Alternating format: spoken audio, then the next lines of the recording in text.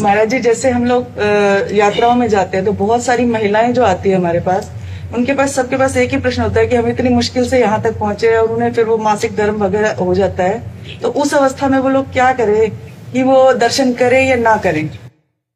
दर्शन करने का सौभाग्य तो नहीं छोड़ना चाहिए, क्योंकि मासिक धर्म एक शरीर की प्रक्रिया है जो प्रत्येक माताओं बहनों के शरीर में स्वाभाविक आती है, महीने में एक बार आती है। अब वो अचानक ऐसी स्थिति आ गई है और बार बार आना जाना हो नहीं सकता, तो हमें लगता है कि स्नान करके और भगवत प्रसादी चंदन जल आदि छिड़क करके भगवत दर्शन कर लेना चाहिए दूर से। ना कोई सेवा सामग्री देनी चाहिए और ना वहां स्पर्श करना चाहिए, दूर से दर्शन तो कर ही लेना चाहिए। पता नहीं जिंदगी में दोबारा आना हो कि ना आना हो। और ये मासिक धर्म कोई ऐसा नहीं कि बहुत निंदनीय बात हो, बहुत वंदनीय बात है।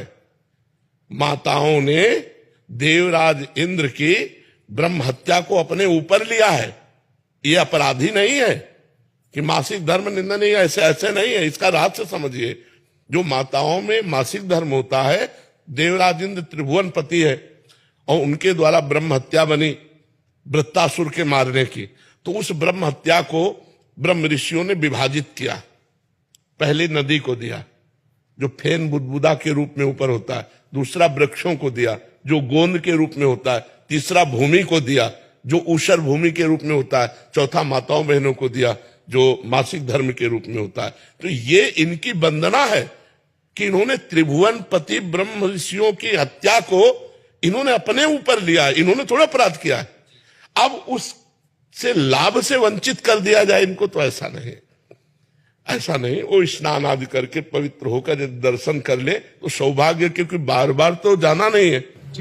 बहुत मुश्किल। हाँ, नहीं, हम इस बात में स्वीकृति कि आप कुछ भेंट नहीं दे सकती, आप कुछ छू नहीं सकते, लेकिन दूर से दर्शन करके अपना जीवन सौभाग्य तो संभाल सकते हैं। क्योंकि इतनी मेहनत करके किसी भी धाम में सबके पास इतनी अर्थ बाहुल्यता नहीं होती।